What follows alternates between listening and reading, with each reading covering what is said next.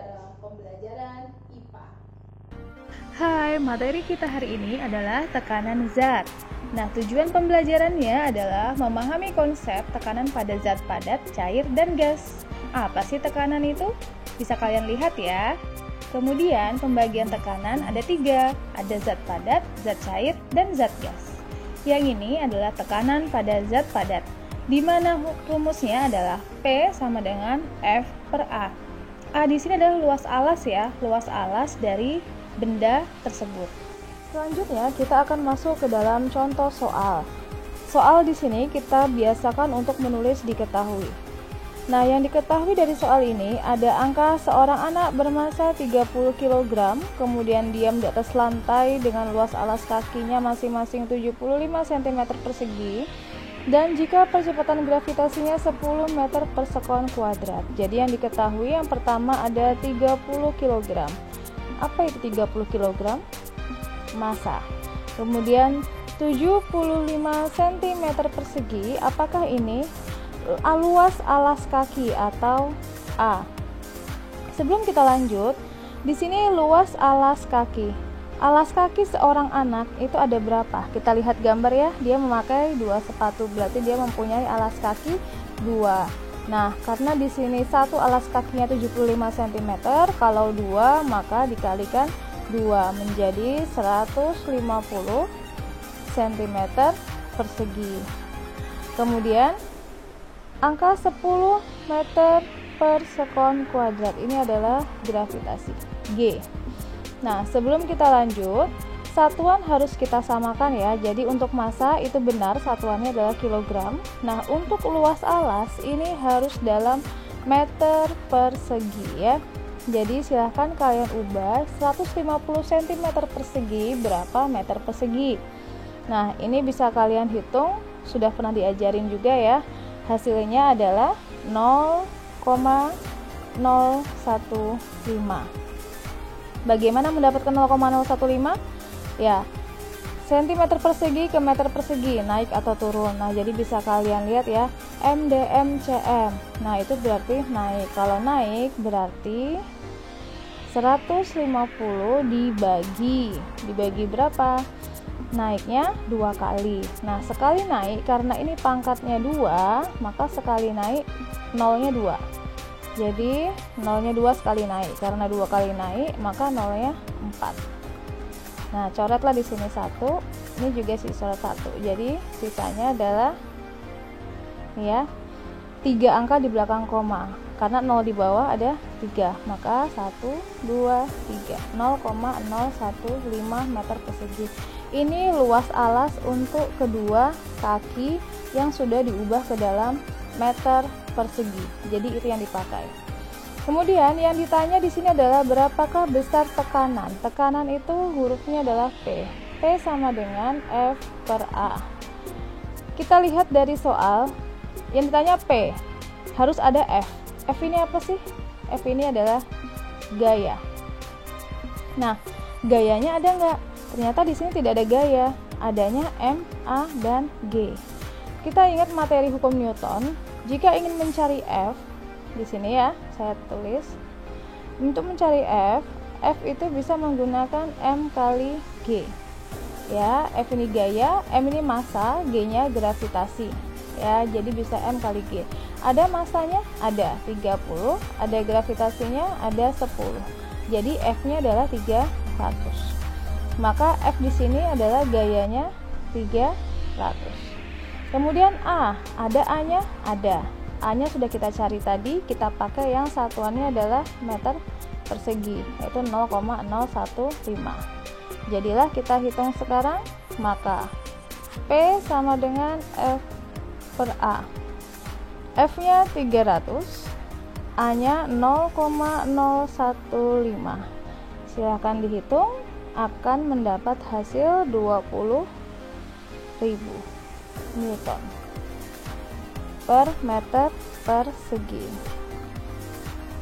Ya, jadi ini Newton, ini meter persegi.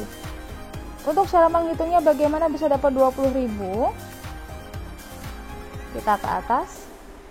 Jadi 300 dibagi 0,015 itu sama saja dengan 15/1000. Kalau seperti ini silahkan dikali, tapi kalau dikali harus dibalik. 10/15. Boleh main coret? Ya, di sini 2. Maka yang tersisa adalah 20.000. Ya, ini adalah hasil akhirnya. Sudah mulai paham ya? Ya, ini adalah latihan soal yang bisa kalian kerjakan di buku catatan. Semuanya wajib mengerjakan ya. Nah, contoh penerapannya pada kehidupan sehari-hari ada banyak ya. Salah satunya pada kaki bebek itu berselaput sehingga permukaannya luas, lebih lebar, dan dia bisa berjalan walaupun di genangan air. Nah, kemudian ada ban mobil. Ban mobil yang khusus digunakan ketika berpergian di hutan. Nah, itu mempunyai permukaan yang lebih besar. Kemudian ada juga jarum atau paku. Dia mempunyai permukaan ujung yang runcing, berarti kecil ya, luas penampangnya atau luas permukaannya, sehingga tekanannya besar. Dan lain-lain, ada kapak dan ada juga perahu. Selanjutnya, kita akan masuk pada tekanan zat cair atau hidrostatik. Bisa kalian baca ya, ada juga rumusnya, P sama dengan Rho dikali G dikali H. Bisa kalian baca. Contoh soal untuk tekanan hidrostatik yang pertama adalah hitunglah tekanan hidrostatik air di titik T. Jadi kita lihat dulu gambar yang ada ini ya, gambar ini. Gambar di sini ini adalah titik T. Nah, kita di sini akan melihat yang mana H kedalaman. Jadi sebelum kita lanjut mengerjakan, kita lihat dulu di sini kedalaman. Ini adalah, anggaplah ini kolam ikan ya. Jadi kalau mau mengukur dari atas hingga bawah, ini adalah tinggi kolam ya, tinggi kolam. Sedangkan di mana H, karena di sini ada kedalaman ya, kedalaman H. Yang mana H?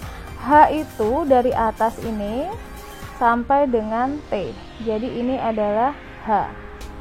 H itu kedalaman dari atas sampai benda. Karena bendanya ada di sini, maka kedalamannya dari atas sampai benda itu 30 cm. Nah, yang ini adalah sisanya. Ini adalah tinggi dari dasar sampai atas ya, tinggi dari dasar sampai atas. Jadi yang dipakai adalah ini, kedalaman yang ini. Dari atas sampai T. Jangan salah menafsirkan kedalaman ya. Kedalaman bukan tinggi kolam. Kedalaman adalah tinggi dari atas permukaan sampai dengan bendanya. Sekarang kita menuliskan diketahui. Diketahui di sini adalah kedalaman tadi hanya 30 cm.